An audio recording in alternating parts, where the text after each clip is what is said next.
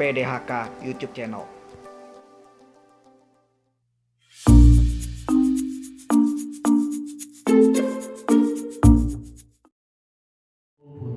Di situ dikatakan Daud melangkah ke rumah Allah, mendahului orang tidak. Artinya dia tetap pergi. Dia tetap cari Tuhan dalam kondisi apapun. Oke? Next. Di mana kita menyembah Tuhan? Ya. Yang pertama di tengah-tengah umat Allah. Mazmur 22 ayat 23.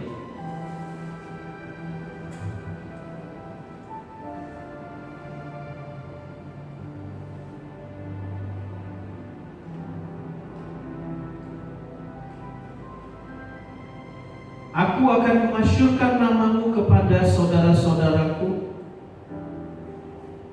dan memuji-muji engkau di tengah-tengah jemaah. Itu bicara misalnya pada waktu kita datang persekutuan doa, pada waktu kita datang di misa.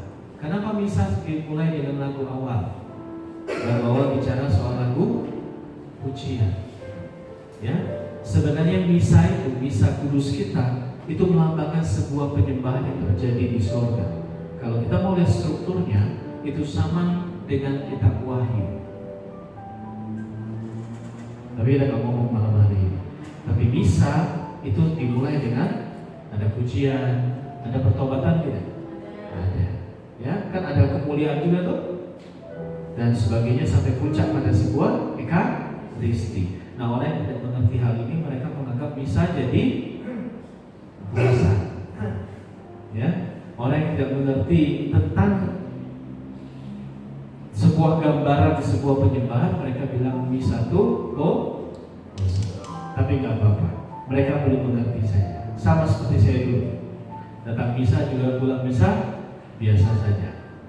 Tidak berubah seperti Tuhan Yesus dulu, sekarang sampai selama-lama juga berubah. Ya, tapi saat kita mengerti sebuah konsep penyembahan di dalam misa, maka kita akan mengalami sebuah hal yang sangat luar biasa. Persekutuan doa tidak pernah bisa menggantikan sebuah misa, karena misa puncaknya ada di ekaristi. Ekaristi, saya mau tanya, pada waktu kau menyambut tubuh Kristus, apa yang kau lakukan di situ?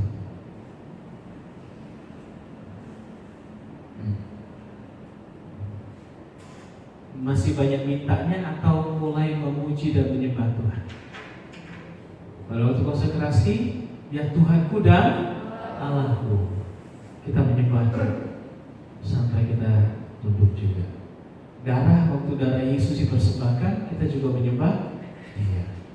Habis itu, waktu nyambut tubuh Yesus, apa yang kita lakukan? Ya, memang amin. Memang amin. Maksud saya, pada waktu kita setelah menyambut tubuh Kristus, lalu kita ada di kursi umat, apa yang kita lakukan? Pernahkah kita mulai bersyukur? Tuhan, terima kasih buat tubuh Kristus yang luar biasa. Tuhan, terima kasih bahwa kau masuk di dalam hatiku. Tuhan, terima kasih kau menyatu dengan hatiku sekarang, dan aku menyembahmu Tuhan. Atau langsung minta?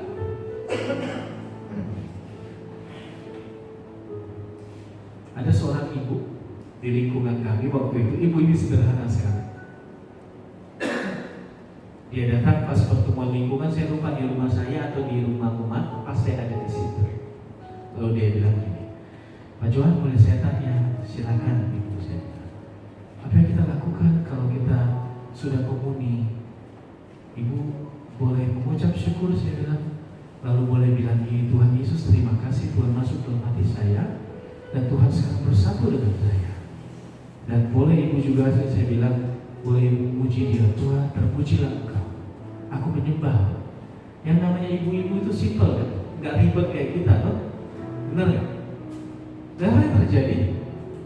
Next, dia pertemuan lingkungan. Oh, waktu itu di tempat orang lain. Waktu itu setelah berapa waktu pertemuan lingkungan di rumah saya, dia datang lalu dia bilang gini, Pak Johan, terima kasih.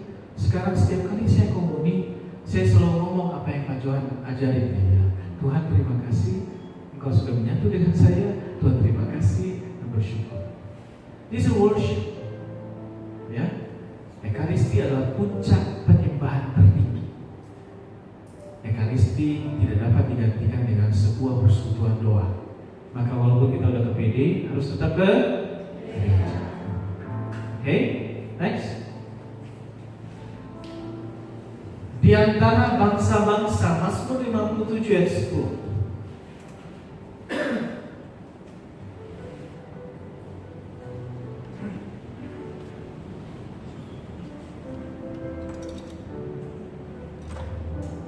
Tolong dibacakan.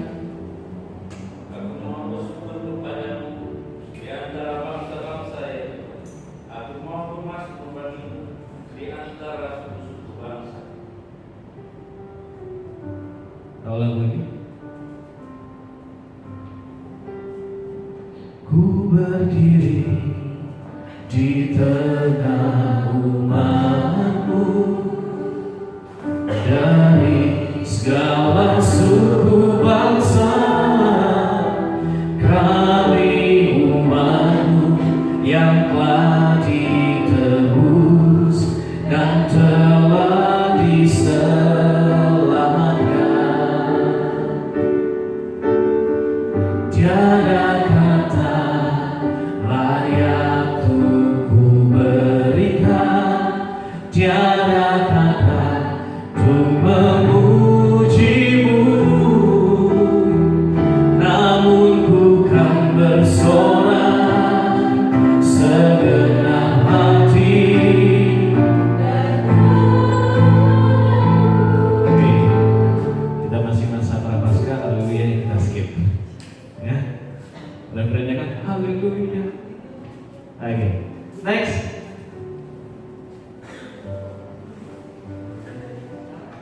Kenapa?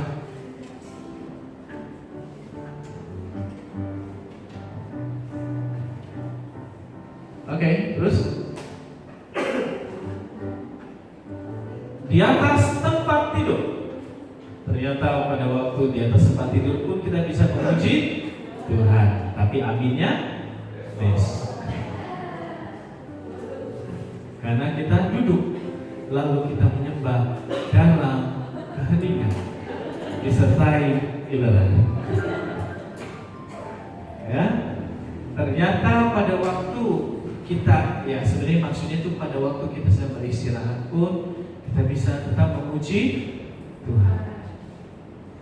Saya punya kebiasaan di mobil, kalau saya di mobil pasti saya hidupin CD. Nggak jauh masalah. Ya, CD. Ya, saya pasti hidupin CD. Why? Karena buat saya kalau waktu saya mulai menyetir, waktu saya hidupin CD, saya akan memuji Tuhan lewat lagu itu. Apalagi kalau udah macet, ya kan? Jadi dalam kondisi apapun kita bisa memuji Tuhan. Oke? Terus how? Yang pertama,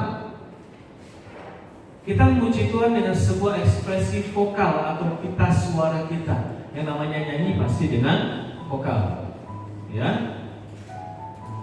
Vokal bisa mengucapkan. Maka itu kenapa di waktu kalau persekutuan doa, kita ada waktu Tuhan, aku bersyukur buat setiap kebaikan Tuhan. Tuhan, aku berterima kasih buat hari ini. Terus ada yang mulai ngomong, Tuhan, aku memuji Engkau karena setiap perbuatanmu yang besar. Tuhan, terpujilah Engkau karena Engkau penolongku. Itu adalah sebuah ungkapan ekspresi. Maka waktu di PD, jangan cuma diam, jangan cuma dengerin orang mengucap syukur, jangan cuma dengerin orang yang memuji pakai suara. Kita juga mesti ngomong, Tuhan terima kasih. Apa yang kita rasakan hari ini? Biasa-biasa saja. Tapi saya percaya pasti ada yang Tuhan buat dalam hidup kita. Benar? Benar? Maka itu kita ikut. Tuhan, aku memuji Engkau karena Kau tadi menolongku, Tuhan. Ya, Tuhan, aku memuji Engkau karena apapun alasannya. Mungkin hari itu juga kita merasakan sesuatu yang tidak enak. Tuhan terima kasih. Tuhan, aku memuji Engkau tadi.